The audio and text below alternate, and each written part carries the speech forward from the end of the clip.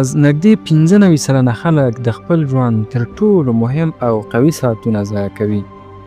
او تر ټولو عجیبه برخه دا ده چې حتی نه پوهیږي چې څه به کیږي. کله چې ته په خوب کې بل څوک ویښ دی او خپل ذهن د وسلې په شان تیزوي، کله چې ته بې هدفه په خپل موبایل کې ګرځې راګرځې، بل څوک هماغه ژوند په دقت جوړوي چې ته یې تل یوازې خوب وینې. او یو کال وروسته ته د هغوی بریا ته ګورې او هماغه پخوانۍ دروغجنه اراموونکې جمله تر شونډو تېروې او وایې راتلونکی کال به بدلون راوله. خو هغه راتلونکی کال هیڅکله نه راځي. راځه یوه رښتیا درته ووایم، داسې رښتیا چې ډېر خلک د مخامخ کېدو جرأت ورسره نه لري.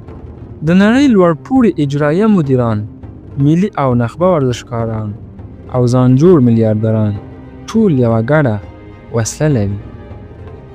هغه وسله نه استعداد دی او نه بخت. هغه وسله د سهار 5 بجې دی. هغه ساعت چې نړۍ خاموشه وي، ذهن تیز وي او مخامخ لاره روښانه وي. ساینس هم دا ثابته کړې چې ستا دماغ د ویښېدو له لومړیو 50 دقیقو کې نږدې 45 سلنه چټک کار کوي. خو 99 سلنه خلک دا زرین ساعت په دواړو لاسونو خپلې بړستن او کمپلې ته سپاري.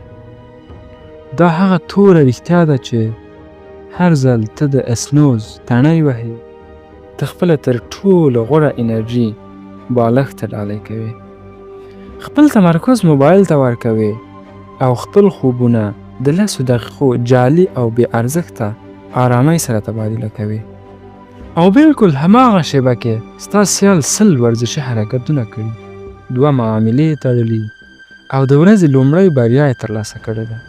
خو نن ته خپله کیسه بدلوې.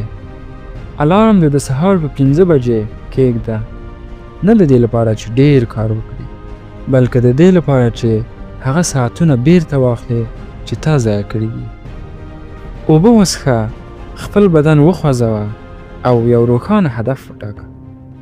د 10 ورځو لپاره د دې دقیقو داسې ساتنه وکړه لکه څنګه چې د ځان ساتنه کوي، او داسې فکر وکړه چې ستا ژوند پرې تړلی دی، ځکه چې په رښتیا هم تړلی دی.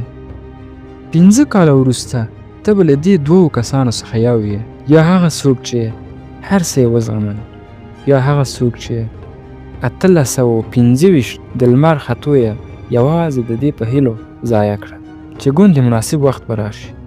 ستا ژوند ستا د انتخابونو څخه جوړیږي او انتخاب له همدې شیبې پیلېږي. هیڅوک نه راځي چې تا ویښ کړي، هیڅوک نه راځي چې ستا خوبونه درته جوړ کړي. په پای کې تل ته یې د خپل ځان پر وړاندې. که ته چمتو یې چې نور یو تکراري کال بیا ژوند ونه کړې، نن یې په بل ډول پیل کړه، سبا یې هم په بل ډول پیل کړه. ځکه نړۍ ستا څخه یوه بشپړه نسخه نه غواړي. نړۍ ستا څخه یوه منظمه، ویښه او خطرناکه نسخه غواړي.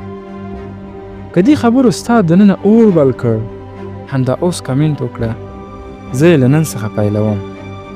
له دې مخکې چې ولاړ شې، دا مه هېروه، عصمت واحدي ټي وي چینل کیدای شي د لارې پیل وي، خو دا یوازې چینل نه دی، دا یوه قافله ده. هر لوی کار له صفر څخه پیلېږي.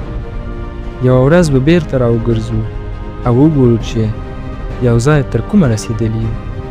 راځئ یو ځای وده وکړو.